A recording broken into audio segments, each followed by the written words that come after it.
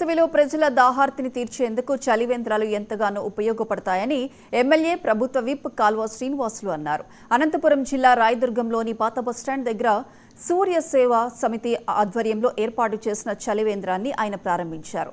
13 ఏళ్లుగా సేవా సమితి ఆధ్వర్యంలో పట్టణంలో చలివేంద్రం ఏర్పాటు చేయడం హర్షణీయమన్నారు. భవిష్యత్తులో మరిన్ని సామాజిక కార్యక్రమాలు చేపట్టాలని సూచించారు. ఈ సందర్భంగా సూర్య సేవా సమితి సభ్యులను ఎమ్మెల్యే శ్రీనివాసులు అభినందించారు.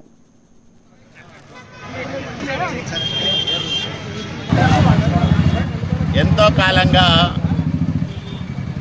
ప్రజా సేవా కార్యక్రమాల్లో చురుగ్గా పాల్గొంటున్న సూర్య సేవా సమితి సభ్యులు గడిచిన 17 సంవత్సరాలుగా ఈ చలివేంద్రాలను నిర్వహిస్తూ ఉన్నారు.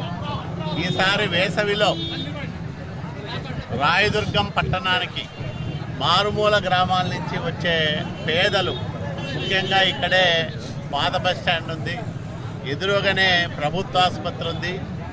ఇక్కడికి వచ్చే వాళ్లకు మజ్జిగ అందించడం అనేది చాలా మంచి కార్యక్రమం. ఎండనబడి వచ్చే వాళ్లకు, తీవ్రమైన దాహార్తితో ఇబ్బంది పడే వాళ్లకు ఈ చలివేంద్రం ఎంతగానో ఉపయోగపడుతుందని నేను భావిస్తూ ఉన్నా. సూర్య సేవా సమితి సభ్యులందరినీ మనస్ఫూర్తిగా అభినందిస్తూ ఉన్నా. ఇలాంటి మంచి కార్యక్రమాలు, ప్రజలకు సంబంధించిన సేవా కార్యక్రమాలు మరింత విస్తృతంగా చేయాలని వాళ్లకు రాయదుర్గం ప్రజల